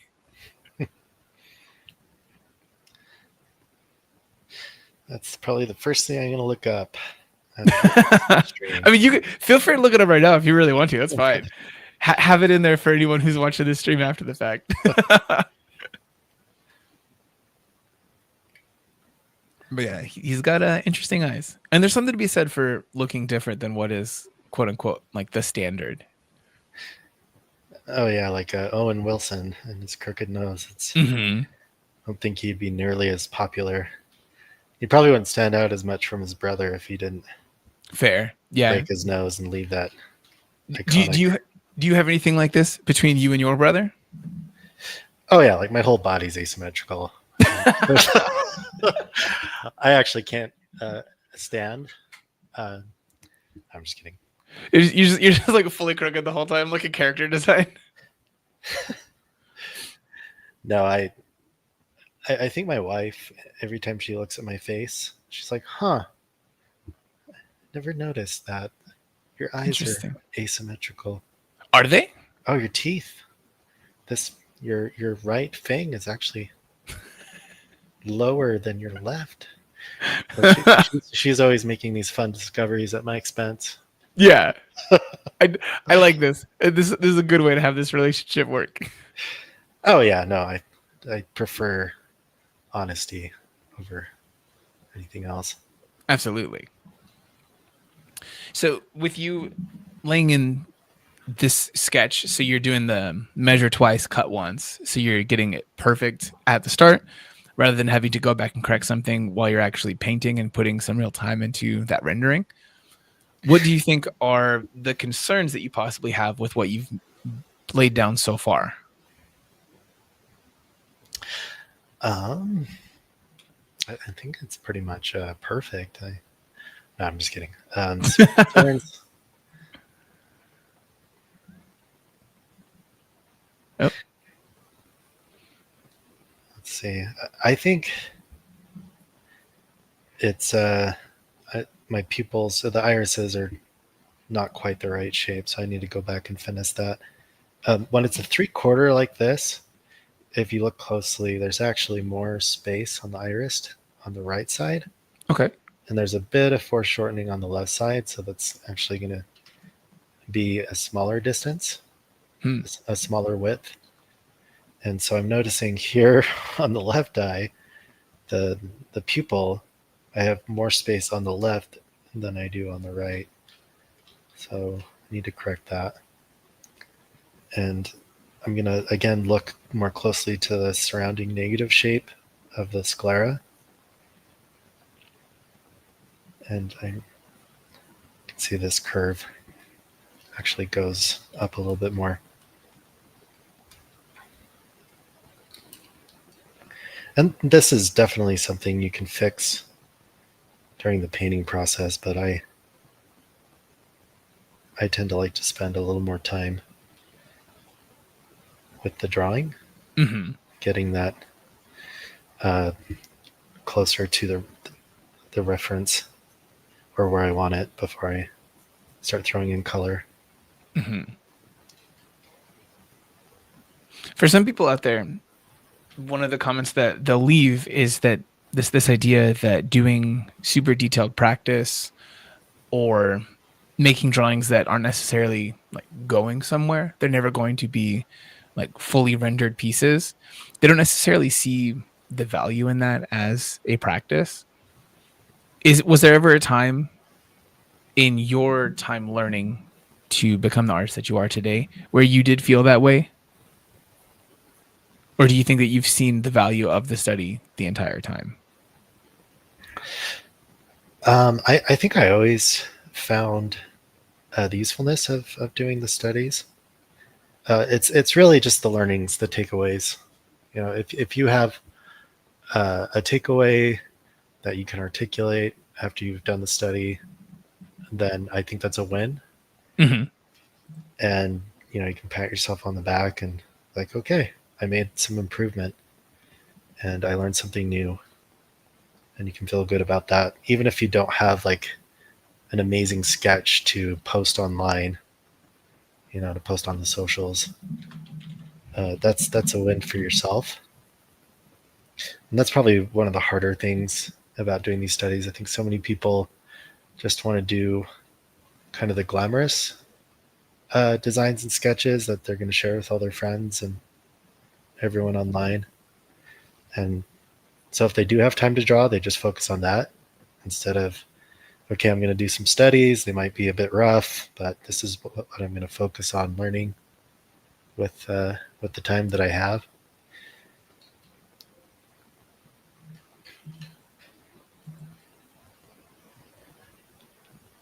Okay, so now we have our line work in.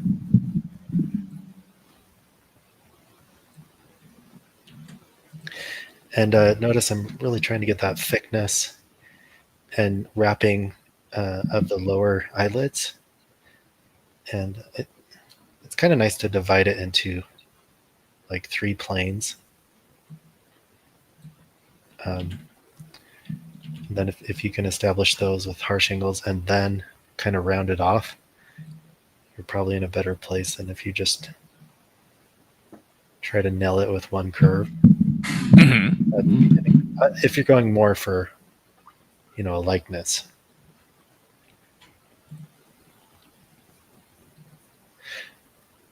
Okay, so now the line is on its own layer. And to check that your line work is good, there's a hotkey. Just hold down Alt, and then you click on that little eye icon by the layer. And then I'll just show you everything that's on that layer and nothing else. A little solo. Yeah, and here it's nice to do that so you can check your line work and be like, okay, I just have line. I don't have any like opaque paint that I accidentally left in there. That's going to cause issues in the next step. So it looks like we're pretty good. Maybe you can just paint out that color there on that right cheek. And I did that just by hitting that lock, that little checkerboard icon. And what that does is it just allows me just to paint on what's on that layer and nothing else. So that's actually really helpful. So we'll turn, oops. just Like, do you merge them? Yeah. All right, we're back to.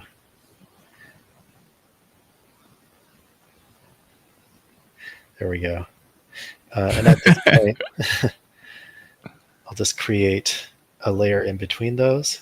And this will be the local colors. So for anyone out there who doesn't necessarily know what that means, the local value would be something that was more like the native color of something. So if you removed, let's say like a cue ball from what's happening around it, if there was no light, no shadow, no highlights or anything, basically what that surface would look like entirely removed from any sort of outside influence. Right. And I find for me a good place to look for the local colors in the midtones, where there's enough saturation where it's kind of exposing the local color, but it's not being too radically affected by the directional light, where it becomes more of a tint of that color, or too affected by the darks, where it becomes more of a shade of that color. So I'll highlight which area I'm talking about. So these are kind of more of the midtones, which generally are before core shadows.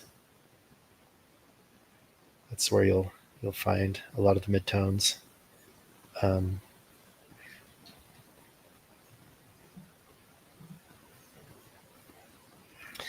So I'll look for that when I'm selecting the local color.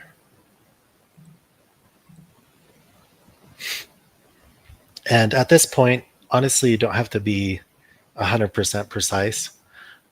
One thing to learn as you do a lot of paintings is color is very relative. Mm-hmm. And even if the color is off, it's not 100% accurate to your reference material. You can still react to that change and adjust everything else to feel better in that context with all those other colors. I didn't say that very well.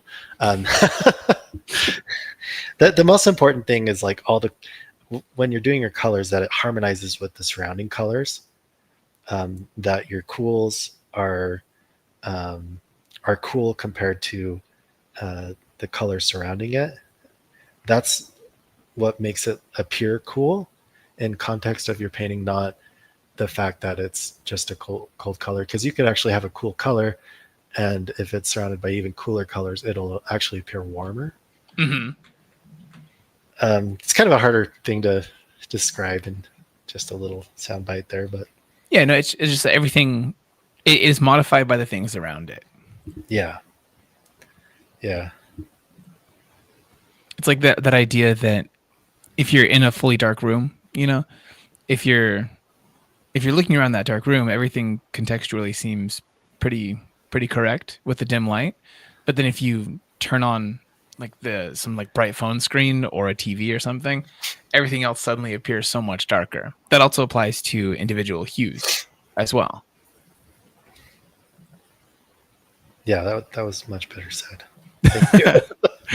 I think you already had a good one on this one. All right. So here I'm just first blocking out kind of the local color of the skin tone, and I'm keeping it very flat. I'm using my squared textured brush, so I'm not worried at all about gradients, highlights, dark accents, just the flat, almost like you're doing a coloring book. Mm-hmm. And what's nice about that is, if this feels too yellow, I could just hit Control U to pull up the saturation sliders, and I can go in and add a little bit more red. Can affect the lightness a little bit to saturate it a bit more if I want, just to get it a bit closer to where I want to be. And now I have a pretty good foundation to work off of with the flesh tones. And then the next local color I'll look for is probably the local color of the sclera, the whites of the eye, the eyeballs.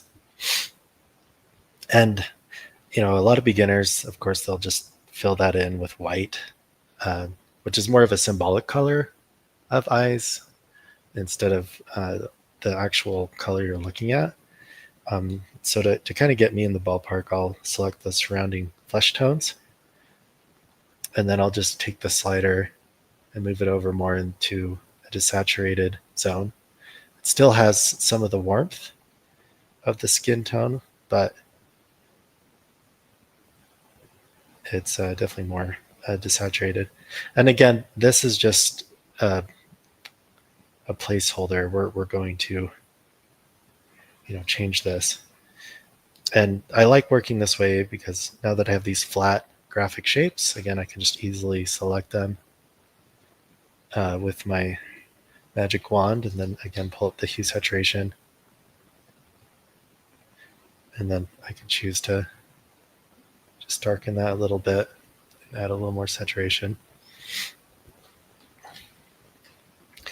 And now I'll do the same with the irises.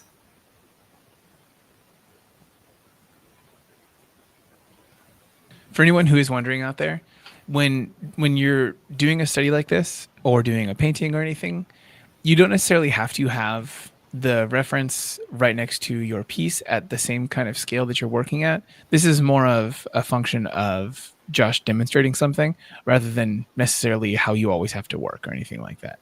Don't think you necessarily have to do exactly what you see on screen right now.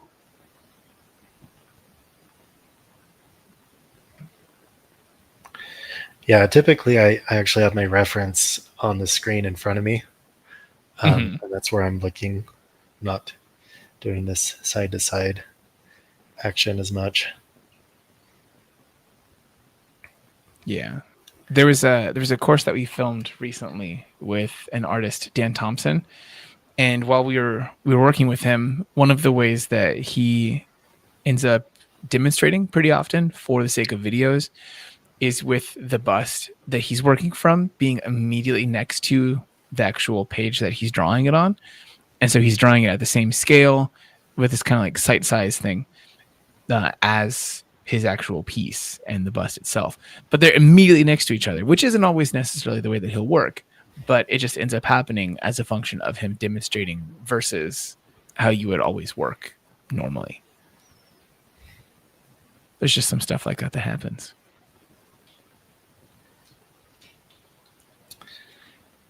So here I'm just blocking in the local color of those eyelashes, but again, I'm going to lighten it just a little bit. So we're not looking too sultry. I think it is a hard one because you have such a shadowed eye that it kind of implies this very droopy eyelid. Yeah. So you chose a challenging one. Yes. I like a good challenge when I'm doing live streams. Yeah, give yourself a nice impossible task while everyone's watching. Yes. Really, the process that I enjoy the most about doing this is I'm keeping everything flat, so it's very easy to select and modify as I go along. When you start adding gradients, then it becomes very difficult to get solid selections. It takes a lot more time, or you just have to go in there and paint the whole thing painstakingly by hand. So I'm going to use that same local color to block out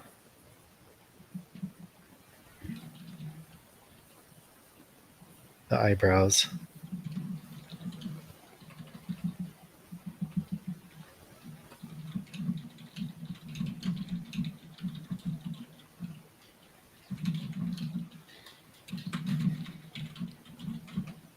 Okay. So here at an hour and 45 minutes into this live stream, I want to remind you that this is brought to you by the Proko.com summer sale. For the whole rest of this month and a little bit of next month, we will have everything on the website on sale for 20% off. That applies to the courses that we've had forever. If you want to learn anatomy or something like that, you can learn it from Stan Prokopenko in this very like fine and granular way, or you can learn it from Josh Black in, I would say, a more nuanced and directly art applicable way in some ways, depending on the person. Some people think that just really drilling into the anatomy is just a little bit more technical than they want, you know? But yeah, or you can possibly even get Josh's brand new portrait painting course in the link that you see on the screen here, in the description, in the chat, and everywhere. But yeah, that'll last for just a little bit longer, just a couple more weeks. And we hope that you guys find something that helps you out and helps you learn something. Or just some brushes that you can get from someone like Lucas Panador, who we are streaming with tomorrow at the same time that we started this stream today. Lucas is also a fantastic artist, and I'm really excited to get to work with him to show you guys what he's been working on for brushes. All right. I did have something going on in the chat over here. I had a poll that I had asked about that was asking people if they've painted an eye before. And I'll be honest, Josh, I think more people answered one way than I thought they would. What do you think was the predominant answer? Do you think people said yes, they have, or no, they haven't? Oh, I would say yes. Okay. Yeah. 72% of people said yes. I'm surprised. I think oftentimes people won't do a more specific study if they're still learning broadly. They'll do something that has the full body, not necessarily just a more zoomed in study of one particular part. So you guys impressed me. I'm impressed.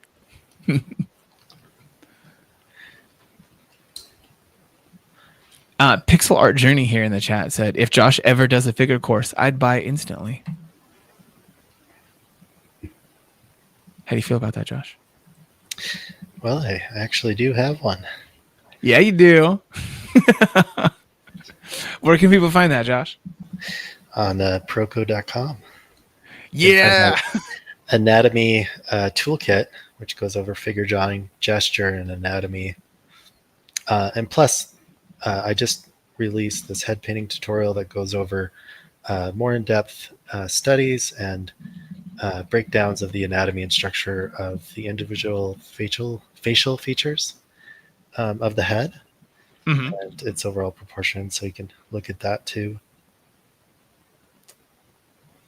Yeah, that's a good one. One thing I wanted to point out here. So by keeping your line work on a separate layer, once you get to a certain point, you can hit Control U, and again, you can colorize that line work, which I already did earlier, but what you do is you just check colorize, and then you can play with the saturation. And if you lighten it up a bit, the saturation will show up a bit more of color. And it's just a nice way to get rid of some of the deadness of the black line. Probably just go a little bit darker still. But yeah, I think it's nice to warm up the lines a little bit. Yeah. And at this point, you could just start erasing out the construction, the lines that you don't feel like you quite need anymore. And this will be something you'll want to do earlier on with like a female study, especially with the female having softer features. A lot of these extraneous lines will be very, very distracting. They just imply something that maybe a person doesn't necessarily intend. Yeah. Okay, so the next thing is we do a new layer where we separate our lights and darks.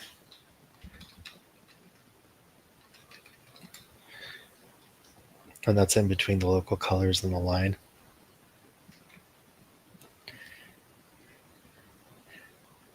So do you ever choose to just basically flatten everything and then paint those lines into what you've already laid down with those flat colors? oh yeah. Once I get to a certain point, I actually just flatten everything and just start painting on top of all the previous layers. Mm-hmm. This was just a process, and I'll also do paintings where I just do kind of everything all at once. But this is a process that I found was easier, especially for beginners, where you're kind of getting rid of that white canvas. You're filling things in, and the breakdown kind of helps you understand um, what to look for Mm-hmm. with the lighting. Now, did you guys out there in the chat, did you think that Josh would be able to bring this together in the last 10 minutes? Or did you think it was going to take him much more time to actually like start getting into the rendering? I'm curious. They saw the amount of time that we've been streaming for and how long we talked about streaming, and they got scared. They got terrified, Josh. I could hear them quaking in their boots.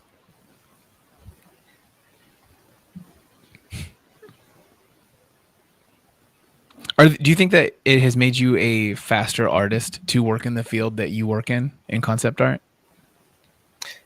Oh, for sure. Yeah, you have to iterate all the time, and typically, as a concept artist, it's preferable that you just provide really loose sketches for the art director to look at first. So you don't spend all the time like rendering it out and making it look all polished and nice. You're more focused on like geometry and shape making at the beginning, and that can be represented with simple line work. And then you'll get feedback. You'll modify those shapes, and when you kind of get those shapes where they need to be, then you'll start cleaning up those shapes and adding color and so yeah, like that initial iteration phase, you have to be quick for sure. Absolutely.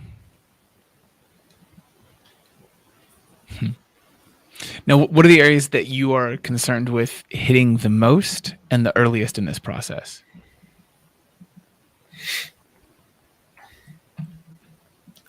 I think for me, once you get a good solid line drawing where the construction feels correct, the painting and all that is just like a matter of time. I'm not too worried about it. But yeah, it sucks when you start painting and then you look at your drawing again. You're like, oh crap, like the construction's off. Yeah, you're like, and this is not going to be transformed like a Control T situation. It is much too large for that. Yeah, and so it's better, to take your time with the initial block in. And I'm glad that this didn't get too messy. I mean, this is definitely taking longer than I would usually take, but the whole multitasking thing is real. Yeah, absolutely. Elgato Quesoso in the chat asked, tips on getting faster at art in general. Depending on what it is you're trying to do, it might be a little bit different. Like if you're going to be focusing on just painting, there's some different aspects that you might have to focus on, 3D modeling, different aspects to focus on any individual craft. But if you are working on something like drawing, there's one example that I think I would give to pretty much everybody, and then you apply that to what it is you do, where you give yourself kind of timed sessions to work on something. If you're working on figure drawing, you give yourself smaller amounts of time, something that can even go as short as 30 seconds to a minute, where you have to work from a reference and simplify it down to the fewest amount of lines for you to be able to communicate the form, the motion, the gesture in one go in that short amount of time. It really helps you find what is the most bang for your buck in the art, like the mark making that you're doing, so that you can then apply that later on, and it makes you more efficient as an artist. One of the biggest things is confusing the idea of getting better or faster at being able to make more in a small amount of time. Typically, what you want to learn to do is to make more with a small amount of time than being able to just like lay in a bunch of details really fast. Find what needs to be communicated and spend your time on that more than anything else. I don't know if you have any particular things that you would recommend, Josh. Yeah, I think practicing time boxing yourself Mm-hmm. is a really good idea. And that's something you're forced to do when you're working as a concept artist. You'll have windows where the art director wants you to turn something out in just a couple hours. So yeah, I think working under that pressure is a good thing. It's a good bad thing. I would say do both. Do pieces where you take a long time. You're not like having the stress of finishing it with a certain time, but also practice time boxing yourself and doing that too. Mm-hmm.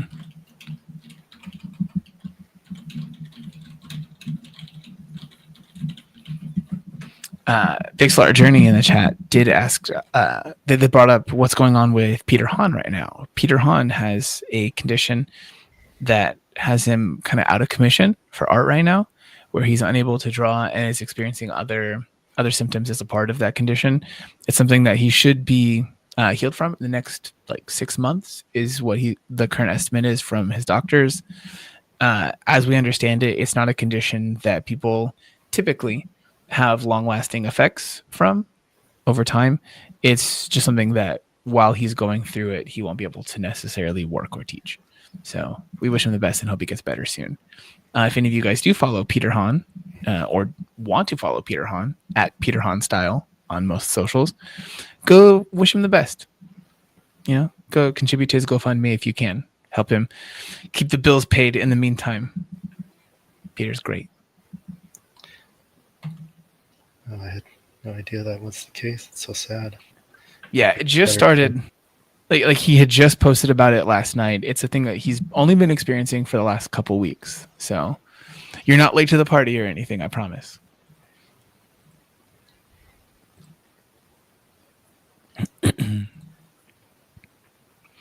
I do like that you've gotten as many plane changes as you've gotten in so quickly.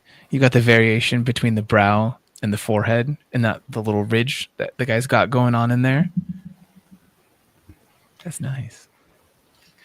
Oh, thank you. So right now I'm kind of hitting those areas of saturation, which you'll see by the core shadows. Now, with how you've laid in the nose here, are you going to keep that heart of a core shadow? So where that darker value is going up all the way to the Terminator as a stylistic choice? Or is that something that you would kind of render away? Probably render away. Okay. It's just kind of like throwing down paint and then editing it as I keep going. So I realized I did make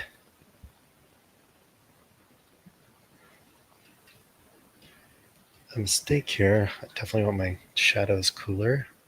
Mm-hmm. Go a little darker.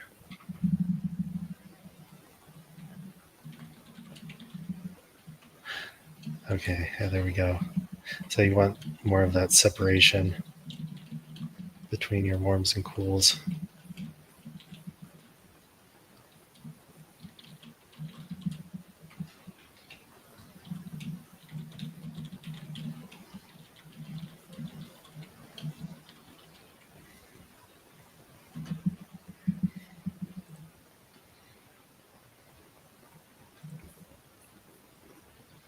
And so what would you say this is in relation to your regular process?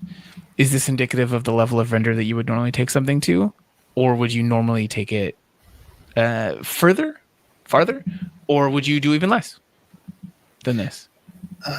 Typically, I'd go further. Okay.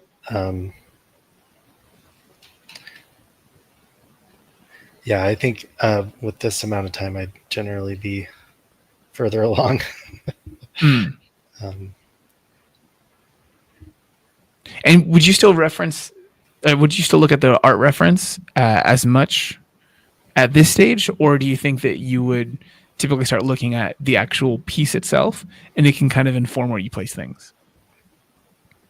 once I kind of flatten everything out, then I'll still use the reference and go back and forth, but then I'll do like noodling where I'm more just looking at reacting to the painting itself. Mm-hmm. I do like that you did bring up the actual value of the eyes as much as you did. It still suggests that darker area, but you added a lot of brown to the shadows for the overall piece. So it feels brighter while still being consistent with the skin tone and everything. I think it was a good stylistic choice.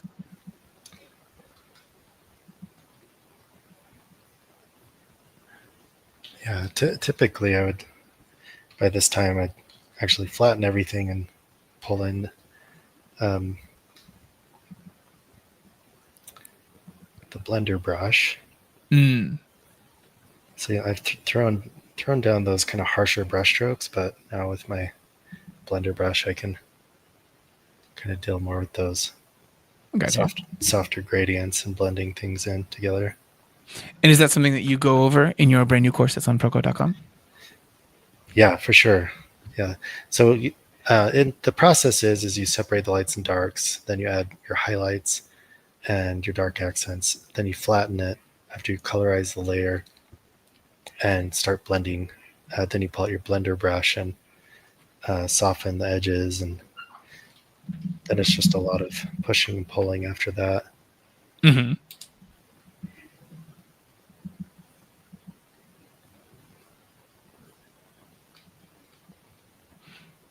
I like this. Is there anything that you want to make sure and get here in the last couple minutes? Whether that's verbal communication or something with your stylist. I think just hitting these dark accents real quick, so we can get this to pop a little more. Do you think that you're comfortable with having the reference off screen during this and can zoom in a little bit? Or would you still like to have the reference? Um, yeah, I could start just looking at the reference on my other screen.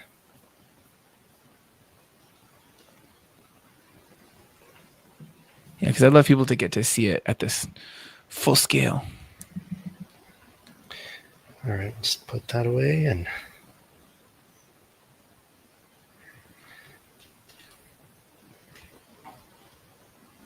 Yeah, there we go.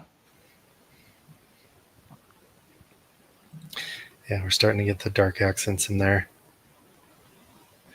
The pupils and your dark accents usually will be like a darker saturated red orange Mm-hmm. or red.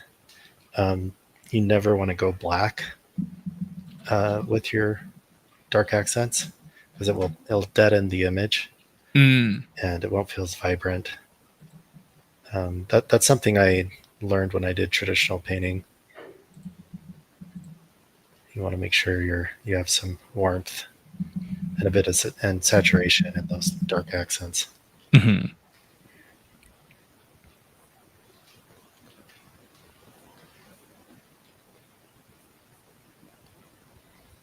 Yeah, I think that's one that people, you feel it in the visual that you look at, even if it's not something that you are fully cognizant of. It's something that it still implies something, some energy, a little bit of warmth or coolness, depending on what you're injecting into it. But when something is shot on for a movie, an example, where it feels very like clinical, something like more like a lot of newer movies where they're shot digitally without like a hard style applied to them, as opposed to a movie that's shot on film or has that really filmic look to it, where the shadows have more of a color push to them. There's this overall kind of color cast applied to the whole thing. I think it's just something that you just feel. But when you go ahead and make something, you have to consider what you do with intention and apply that. Rudy in the chat asked, will the course be Proko exclusive? Josh, is that something that is only going to exist on Proko, or will that also be for sale on your Gumroad as well? It will be for sale on Gumroad, but as separate chapters.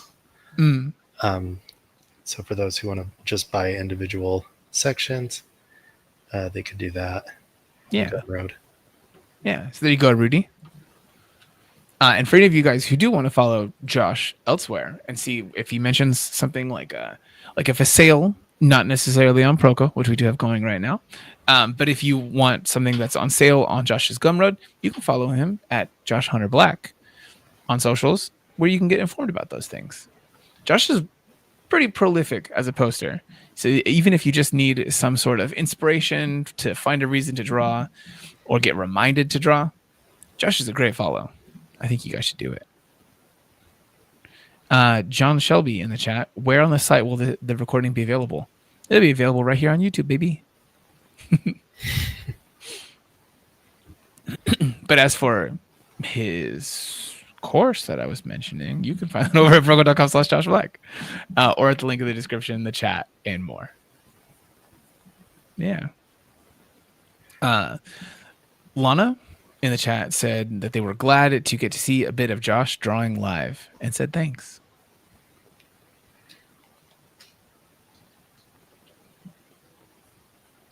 Yeah, it's always nice to get to hang out with Josh.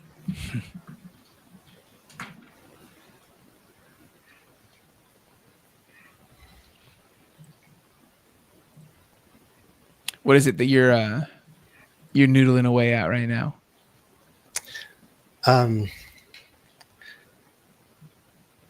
Just getting some of these darker areas, but I'll have to go back in and subdue it a bit. It's getting too dark. I got you.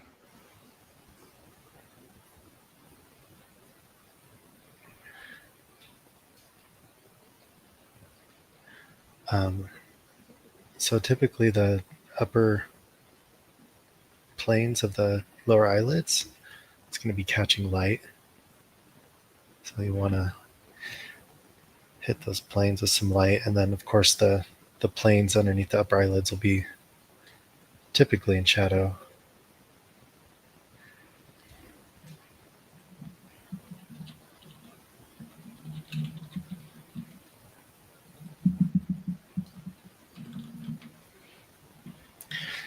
Let me get a little bit of that secondary light source. Mm-hmm.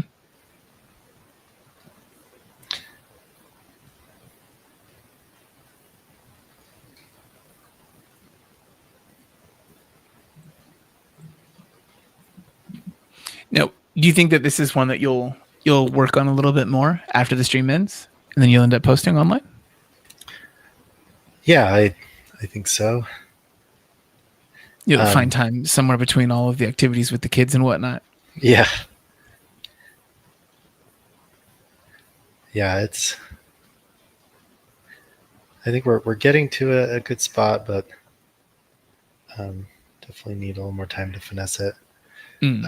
Maybe one thing. How much more time do we have? So we have streamed for 2 hours and 8 minutes. Oh, so you got to wrap this up. Yeah. All right. But there's nothing saying you can't also finish something and then post it. I would happily share that out as well. Just going to get some quick highlights in there.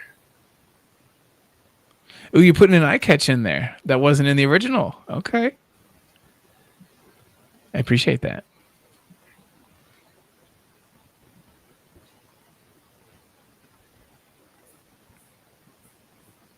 Sheena in the chat is saying, Josh is my inspiration.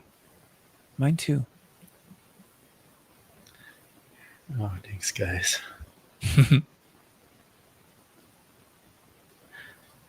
Definitely need the encouragement on these live streams. It can feel weird on a live stream because you don't necessarily know if like the 300 people or whatever that are watching are sitting there just looking at it and judging Mhm. you the whole time, or if they're watching it kind of like more in awe. It could I be mean, either it, one, it, and it could be in awe for two different reasons. that's fair. It's like God, it's amazing how terrible he is. No, I doubt that one. Yeah, this is great. I do respect your self restraint on how you blocked in the eyelashes and the eyebrows. You didn't go through there and start like really splitting things up into individual strands or anything. Oh, no, no, no. If I were to do that, it would be much later. Um, yeah, I think it's nice to just do rough graphic shapes, and then you just slowly break it down as Mhm. you get further along. Yeah, especially I think that there's this thing where when a person gets to a place skill wise where they can do that, it can sometimes be hard for them to resist the urge to do that all the time. When realistically, you want to control the viewer's eyes with that level of detail in certain places. If everything is fully detailed and has a bunch of contrast to it, then nowhere is. You know, they don't have any areas of rest, any like particular areas to have their eye drawn to. So let it be a little bit of a conversation between you and the viewer. Don't just have the whole thing cranked at full volume.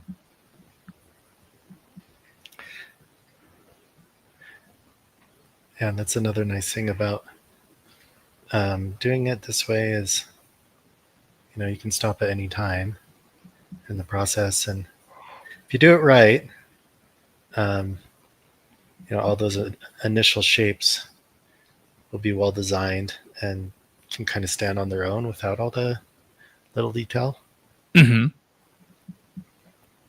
as I'm Yeah. adding a little detail there. No, I think, like you said, like you want it to be able to function from the start as much as possible, where it doesn't need to just have some extra sauce poured on top of it to function. Like whether or not the highlights that you just placed in here, like the little catch, the highlight on the nose, any of those things they didn't necessarily have to be there for this to still feel like it was accurate to reality. It could just be a slightly different lighting scenario now that you've added in these highlights. That's important to have.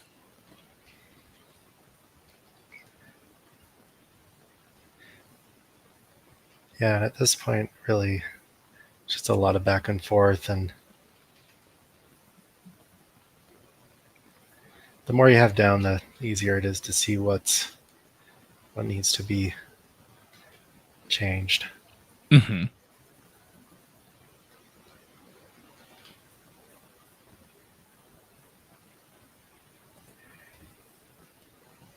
I do enjoy seeing how you work. The areas that are the most important to you, the things that you feel are the most salient points to make to the viewer of your art. I think that's one of the things that I think people appreciate about your lessons, whether or not it's something that is clear that they get from this so much, because it's not like you spend a ton of time editing down what your demos are. There's compared to some other instructors who spend a whole lot of time heavily editing their demonstrations, I think yours can basically be shared without any edits and people will still get tons from it. Because that was by and large what you had on your Gumroad for a long time, right? Oh yeah, yeah. Yeah, that's being able to see the way that you work and the way that you work quickly with the path, the specific skill set that you have honed over the amount of time that you've put into your career as an artist. I think that there's a lot of people get out of it, even if it's not something that they're being made aware of in a direct way.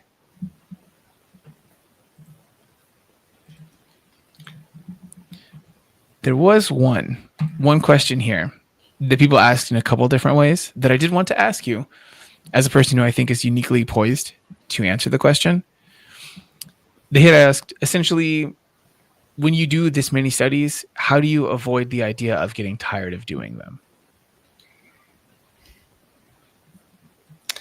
I think if you have a specific goal in mind, uh, like honestly, it's having an achievable goal in mind when you do your study. So Mm-hmm. when you actually achieve that goal, you kind of get that little dopamine hit, and then you feel good about yourself. You're like, oh, that was great. I feel great. I want to do that again. Mm-hmm. Um, but if you just kind of mindlessly do the studies and you don't have anything specific in mind, you don't have that like kind of goalpost or finishing line in your head, then even when you complete the task, you're just like, oh, I did a task, but you don't quite get the dopamine hit. Mm-hmm. Unless it like looks really awesome, uh, then you'll get that anyway. But I Yeah. think when you have a specific target in mind, when you do cross that finish line, you'll feel really good about it, and you'll want to do it again because Yeah. everyone loves having those little wins. Absolutely. All right, Josh. I think we should tell people to go check out the course. Sounds good to me. Yeah.